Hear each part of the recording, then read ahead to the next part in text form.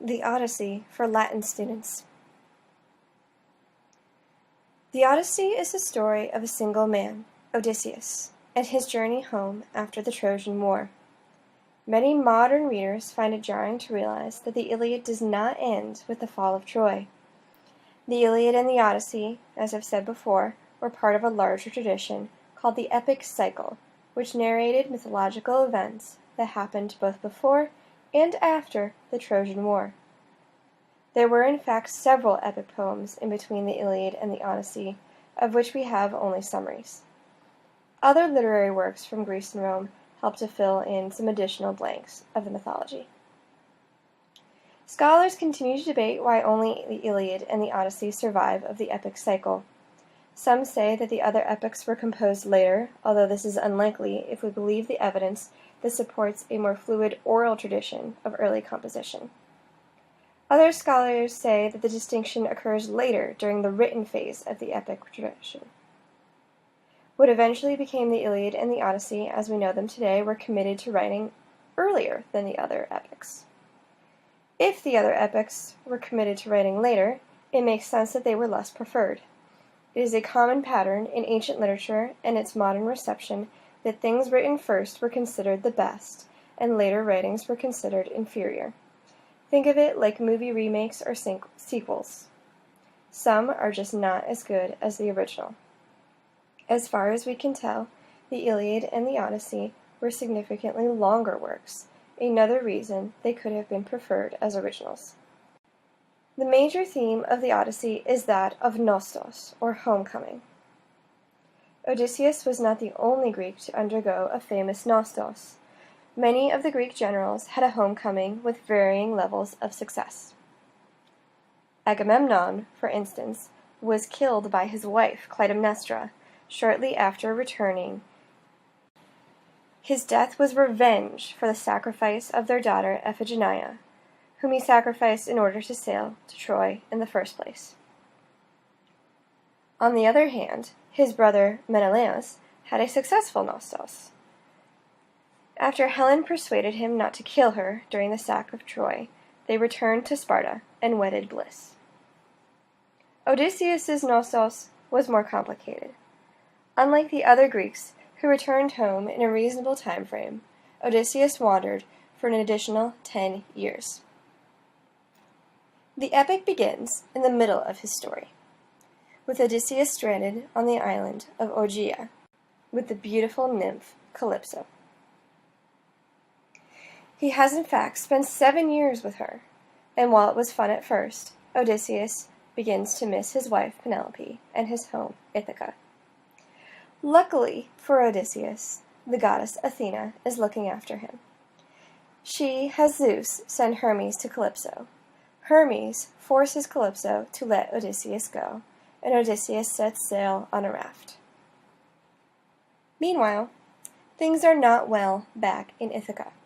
Penelope, Odysseus's wife, has been left relatively unprotected for the last 20 years.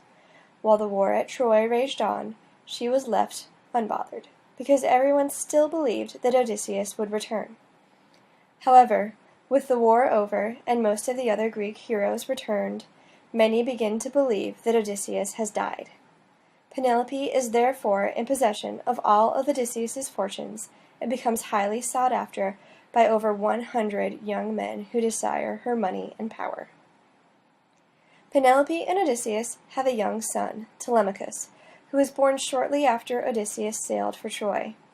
He is about 20 years old and quickly becoming a threat to the suitors who wish to marry Penelope. The suitors camp out in Odysseus's home, drinking and feasting while they wait for Penelope to choose one of them. She has put them off for several years, claiming that she cannot remarry until she has finished weaving the funeral shroud for her father-in-law Laertes. She weaves during the day, and at night, when everyone is asleep, she undoes her weaving, stretching out the project for years. Odysseus is not the only one with a goddess looking after him. Athena also goes to the aid of Telemachus, his son, who knows that the only thing that can save his mother and his own inheritance is the return of his father. Athena disguises herself as a family friend called Mentor. Yes, This is where the word mentor comes from, and helps Telemachus go visit some of his father's allies to find out what has happened to him. First he visits Nestor, king of Pylos, who was the oldest and wisest of the Greeks at Troy. Nestor's son, Pisistratus, accompanies Telemachus to Sparta, where they meet Menelaus and Helen. The two recount their adventures home, including a run-in with the sea god Proteus. According to legend, if you wrestle Proteus and win, he must answer your questions. From Proteus, Menelaus learned that Odysseus had been held captive by Calypso. Back in Ithaca, the Suitors have just discovered Telemachus' journey. Realizing he is a threat, they plot to capture and kill him when he returns. Back on Odysseus' raft, the god of the sea, Poseidon, discovers his escape from Calypso and shipwrecks him in an act of revenge. More on that in a moment. Odysseus eventually swims to shore and is discovered by Nausicaa, princess of the Phaeacians. She brings him back to her family palace, where he recounts his journey. The first of the major episodes is his encounter with the Lotus Eaters, a tribe located somewhere in North Africa who eat a hallucinogenic fruit that almost makes Odysseus' men forget about their return home. From there, they sailed to Sicily, where the Cyclopses live. They entered the cave of Polyphemus, who sealed them in with a giant boulder.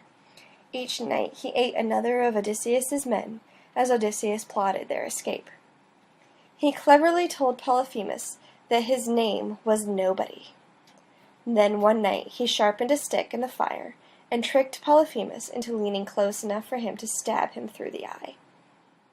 Blinded, Polyphemus stumbled outside of his cave. The other Cyclopses asked him who did it.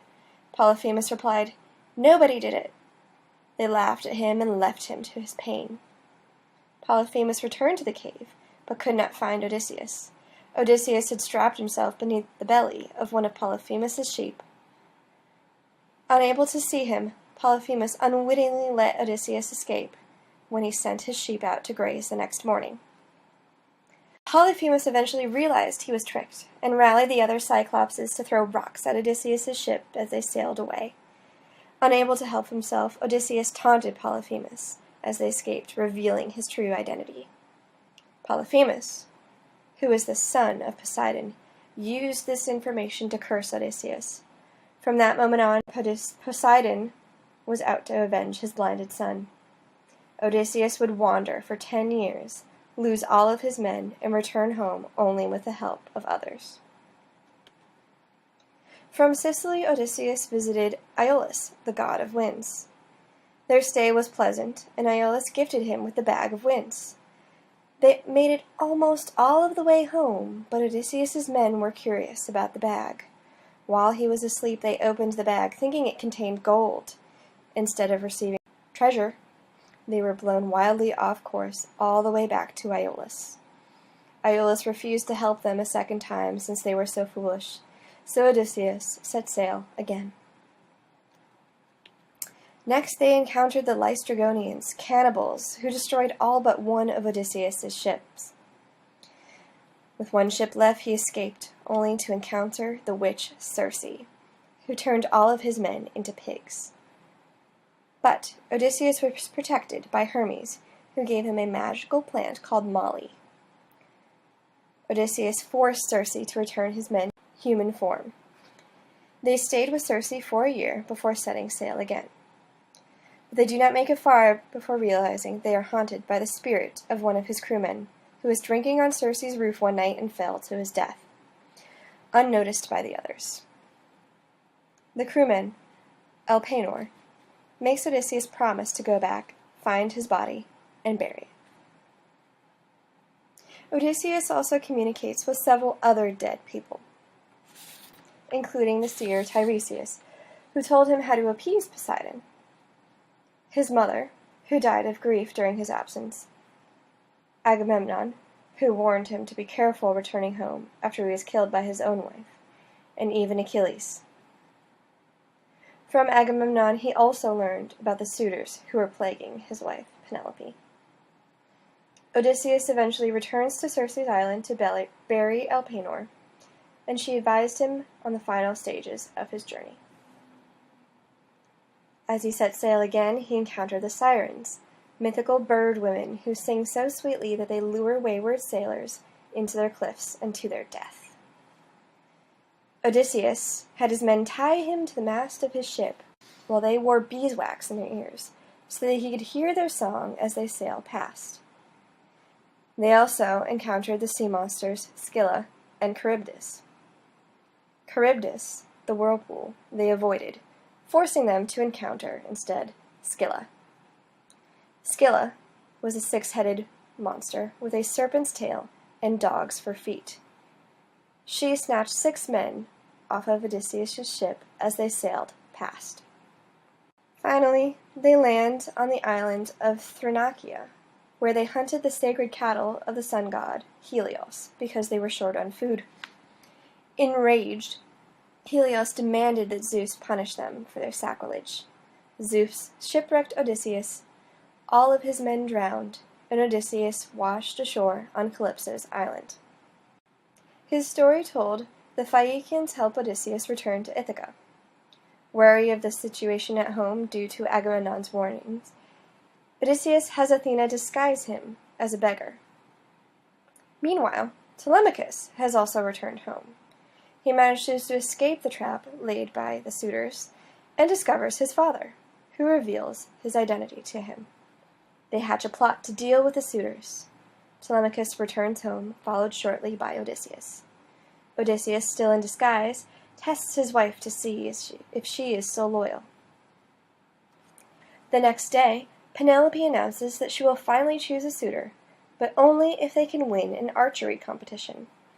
They must use Odysseus's bow, a massive thing that is difficult to string, and shoot an arrow through the holes of a 12 axe heads. Odysseus, the beggar, partakes in the competition, wins, and reveals himself. With the help of Telemachus and some other allies, they then slaughter all of the suitors. At last, order is restored, and Ithaca is at peace. The story of Nostos is paralleled in the first half of the Aeneid. Aeneas wanders for many years trying to find a new home, rather than to return to one. He encounters several of the same monsters as Odysseus, and finds himself relating his trials and travels to an audience of admiring foreigners. Like Odysseus, Aeneas is also suffering the avenging wrath of a god. In many ways, Odysseus is different from Aeneas. Odysseus is clever, but also prideful. Many of his failures are of his own making.